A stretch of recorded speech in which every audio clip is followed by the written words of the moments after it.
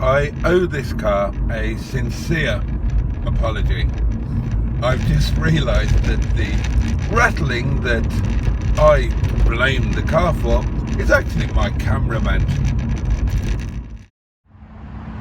Hello my lovelies, and for a complicated set of reasons I am driving home in this, and it is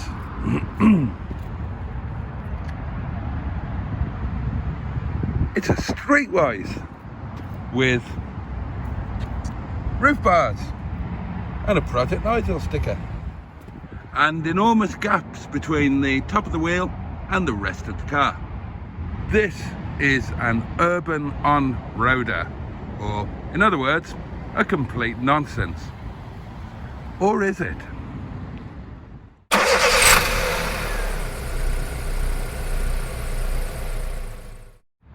It certainly seemed like a nonsense when it was launched, but then it turned out to be something of a trendsetter, even to this day. And now it looks pretty cool. Fabulous figure-hugging bucket seats, a really funky rear seat arrangement. That is properly funky. And on this model, a missing clock and a very, very impressive onboard gramophone. But it's driving it that's going to answer a lot of the important questions. Like, for example, have I got enough fuel to get me to the cheap petrol station? Or do I have to have my trousers and pants taken down here at the motorway services? Here I am at the petrol station, and I have just put in 10 of my pounds, which has bought me 1.96 litres of E10 95 octane go-go juice. Right, let's get on the motorway. So, how does it feel to drive? Well, generally speaking, it feels like a Rover 25. I have lots of experience of driving Rover 25s. I own a pre-facelift example, the Honourable Shison, and I own a post-facelift example, Johnston, who I was supposed to be driving home tonight, but he's still spending some time being broken. But that's the car in general. What about this particular example? And that is important because this car may be for sale. Well, I've done a few miles in the car now, and I have to say that in terms of being a Rover 25, which to all intents and purposes it is, it drives exceptionally well. One of, if not the best 25s that I've driven recently. It's very together, it's very solid, it feels very tight, smooth. It's done 73,000 miles, but it genuinely drives like a car that's done half that, if not less. Now, this is a 1.4, and it's the lower power version, I think it's 84 brake horsepower, but it's the lower of the two power outputs that were offered in the 1.4 on the Rover 25 platform. So this is a place where I like to have a little acceleration. Let's see just how slow it is.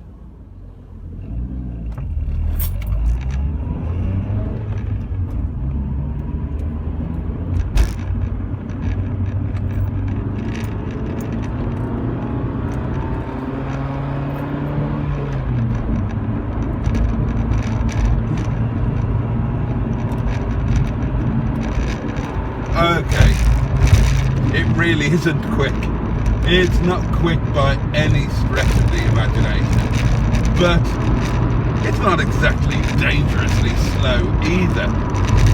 At an indicated 70 miles an hour, I'm doing 3,000 RPM, and as you would expect from a smaller type car, there is road noise. It's a little bit intrusive, not overly so. I do feel the need raise my voice to be heard, and there is a little interior rattling which is to be expected with a facelift Rover 25. The quality of the internals was noticeably poorer than the pre-facelift versions, which were put together really quite nicely. But smooth bit of road now. It's not bad. You could sit at 70 miles an hour in this perfectly comfortably for, well, as long as you need to, really. As long as you need to until you get where you're going. And then you might as well stop. No point in carrying on just for the sake of it, is there?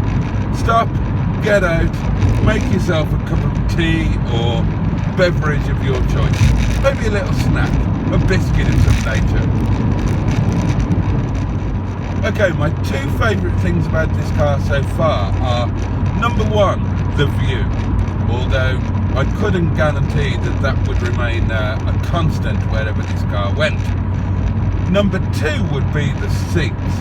The seats are fantastic.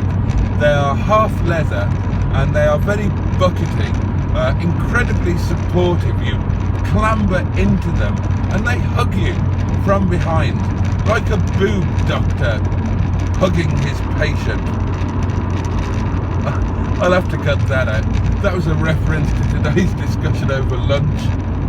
I can't leave that in there. But the seats, they are really, really nice. Kind of needlessly supportive in a car with virtually no power. But what the hell? They're just lovely. And I can imagine that these would be very comfortable seats for a long journey. It's actually turned into a lovely evening. Oh, oh my goodness me. My goodness me. The brakes are a revelation in Rover 25 terms. Normally the brakes are quite spongy. They need a jolly good shove to get you going, or rather to get you stopping. The exception to that would be the models like Shison, my 1.6 IXL, which has disc brakes all round rather than drums on the rear. These are incredibly sharp. Really took me by surprise, that did. Now, some might say that this car was a little underpowered. However, it has just got up a very steep hill, all on its own, under its own power, without being towed. So how underpowered could it be? And as I gaze at the view on this rather beautiful summer's evening, I have to say there are some parts of England that are very nearly as beautiful as Wales.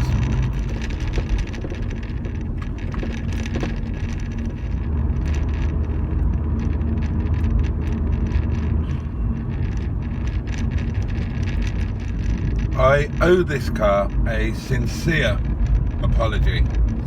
I've just realised that the rattling that I blame the car for is actually my camera mount. This car is remarkably rattle-free.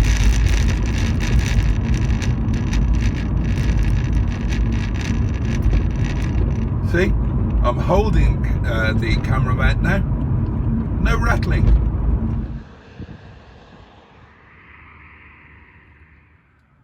Well, I've just parked up momentarily so I could get out of the car and violently break wind. And I'm struck again by how striking some of the styling cues are.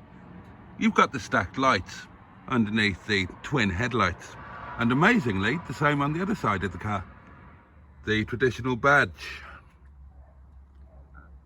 the two-tone colour scheme, the 16-inch alloy wheels, which, although similar in style to, oh for God's sake, the 16-inch alloy wheels, which although similar in style to a 16-inch wheel that was an option on the 45, are actually unique to the Streetwise. And again, striking and purposeful from the rear. I think the styling on this car works. And there was a time when I never thought that I would say that. So, back to the driving. Well, fundamentally, of course, this car is a facelifted Rover 25. And therefore it has all of the good and bad bits that a facelifted Rover 25 brings.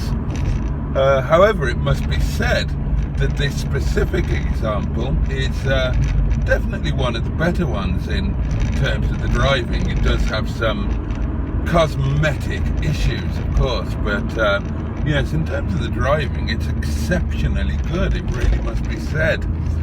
In a more general sense, well, you know, let's address the elephant in the room, shall we?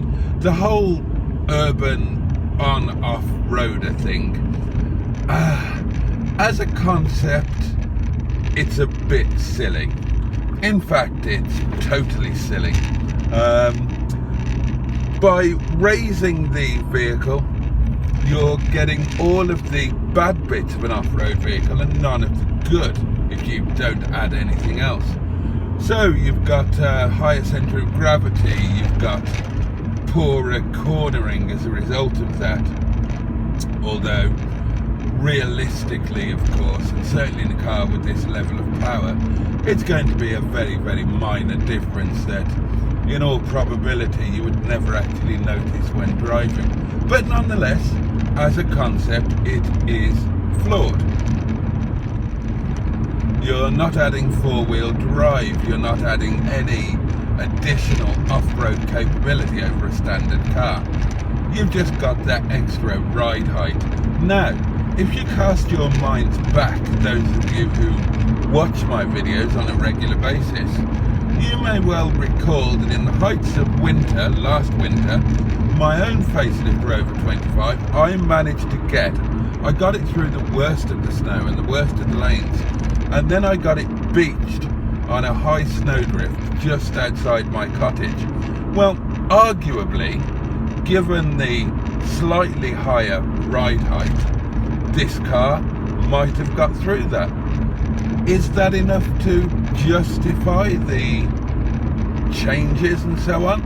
Probably not. But do they need to be justified? I don't think they do. This car was marketed as a fashion icon. Maybe icon is too strong a word, but it was marketed to be different, to be cute, to appeal to a younger demographic than the traditional Rover buyer. And I would argue that although in and of itself the car might not have been a massive commercial success, I would argue that the concept absolutely was a success because it sparked other similar vehicles that are still around to this day and are still being produced, and they sell. So as a concept, 100% it works. And I would have to say it definitely works with this one. It's cute. Now obviously these come with the standard power plants for the Rover 25, which means an L series diesel or a K series petrol, such as is fitted here. Now the K series is a tremendous little power unit, and with careful maintenance and ownership, it's an engine that will repay you every time you jump in the car and drive it. They're revvy, they sound great, they are really surprisingly economical. A good K-Series is genuinely hard to beat. It's no coincidence that the K-Series was used in cars like the Lotus Elise and other similar sports cars. It's a good engine. It's an enthusiast's engine. Moving into the interior then, the interior of the facelift cars is, I think on the whole, at least aesthetically, an improvement over the pre-facelift. That depends on personal taste, of course, but it looks more modern, more up-to-date, more stylish. It looks more like the car that you would own and less like the car that your grandparents would own. The downsides are that, of course, when the facelift took place, cost cutting was everything for MG Rover, who were desperately trying to salvage the company, which is difficult when every available penny is being siphoned into the back pocket of the people who own it and who were trusted with saving it. But that's another story. So, in terms of the interior, the quality, generally speaking, really isn't there. But it's not that bad. And if you're a little bit handy, you can actually improve it fairly easily. What is great in this car are the seats. I've mentioned them before. They are absolutely fantastic. No apologies need to be made for them. Otherwise, standard Rover 25 facelift issues. Some apply to pre-facelift as well. Let's talk about the headlining. If the headlining hasn't been done and hasn't fallen down, it will. Not actually the end of the world. Headlining can be sorted, if you're careful, by somebody else for less than 200 quid. Not the end of the world. Your interior clock will almost certainly not work, or at least not work properly. But again, as these cars are really beginning to become very few in number, people are trying to save them and improve them. And replacement clock units are now available, and they're not that difficult to do, and they're not expensive. So again, not really a problem. Other aspects of the interior are great. I love the dashboard lighting. I like the dials. I like the funky looks of the interior. Many aspects of the dashboard I like the vents, even if they're not the best quality. Other downsides of the facelift model are the Pectron alarm, remote central locking, etc. They are complicated and costly to replace if they need to be replaced. If you can buy a car that has 2 Pectron remote fobs, so much the better. Again, it's nothing that can't be sorted if things do go wrong, and sorted a lot more easily now than before. The body control units are also prone to normally partial failure, very occasionally complete failure. Oh, full beam there. Again, this can be sorted. I'm on record. There is a video of mine where I try and tell people that they should seriously consider the facelift Rover 25 or derivatives thereof, like the Streetwise, for a modern classic second vehicle. There's a lot to be said for them. They are cheap to buy. They are a car that I firmly believe will appreciate. So depreciation is out of the window. Appreciation is the only likely route, albeit very slowly and gradually at first perhaps. But really, the only way is up. They're incredibly good fun to drive. I adore my facelift Rover 25, little Brian Johnston. He's a fabulous car, and he's about to become even more fabulous. I remember being blown away the first time I drove him when I went to pick him up, having bought him entirely undriven. And then if you factor in everything else about the Streetwise, the cool, funky looks, the lovely seats, the slightly higher stance, the increased ground clearance, if that means anything to you, they just look good, and that just adds to the mix and makes it an even more enticing prospect. These cars are still on their bottoms price-wise.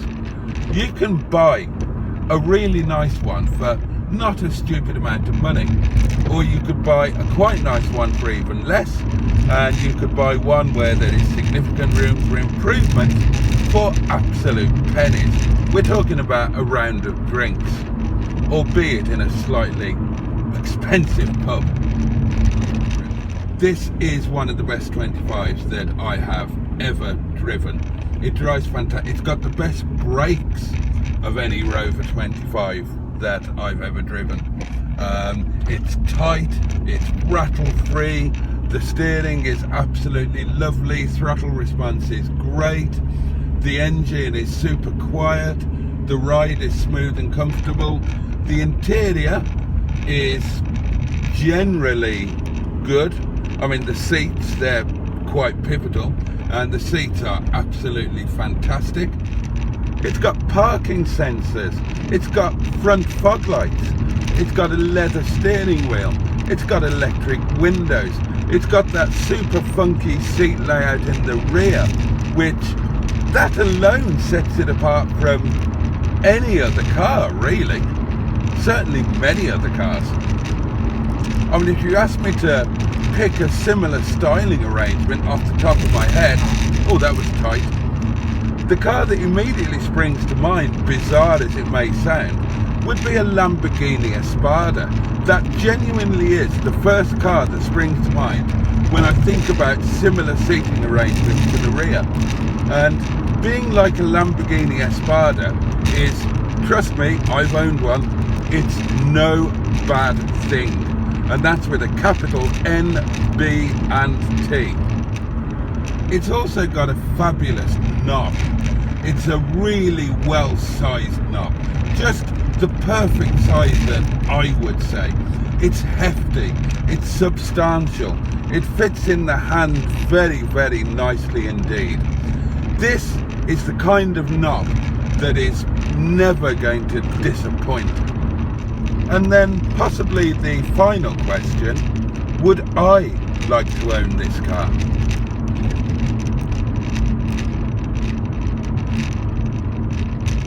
Well, let me think about that for a second.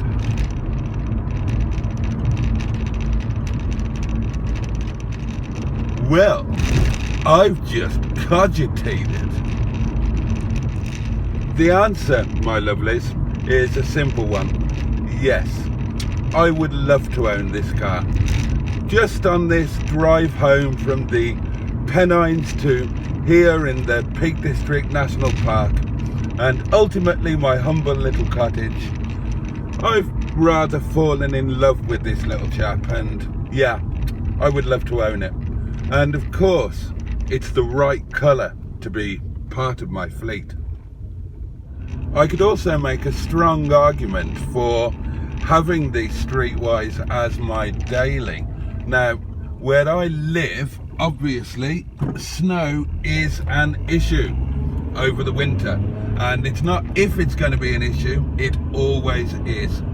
We get snow when nobody else does up here. And what a fabulous little winter car the Streetwise would be. Certainly economical enough to be a daily, great fun to drive, robust and, don't let anybody tell you different, reliable.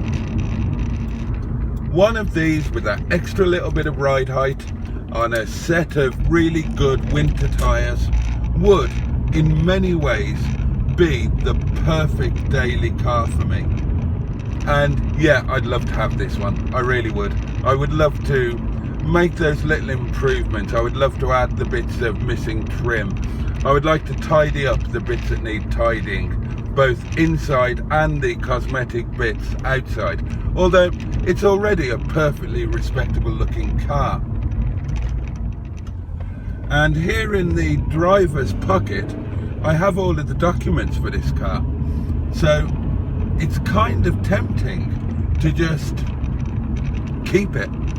I live miles away in the middle of nowhere, and my two partners, Captain Mustard and the unknown banker, They'd never know.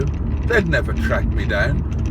I could just keep it, or say that it had been stolen or something, and just hide it here around the corner and keep it forever and ever. But of course I can't do that. Right, it's time to park this little Streetwise up with his temporary family. That is, of course, Stigbert von Thundercock, my MGZ T190 there in front of us. And in summation, yeah, when mustard no longer has a use for this car, if I had the money, I'd buy it in a heartbeat. One day, there will be a Streetwise on my fleet. One day. Thank you so much for watching this video. If you haven't done so already, please consider subscribing to the channel.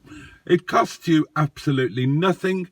It helps me out, and you will be alerted whenever there is a new video or a new live stream or any other bit of nonsense coming from Boaty's world. Have a good night, Streety.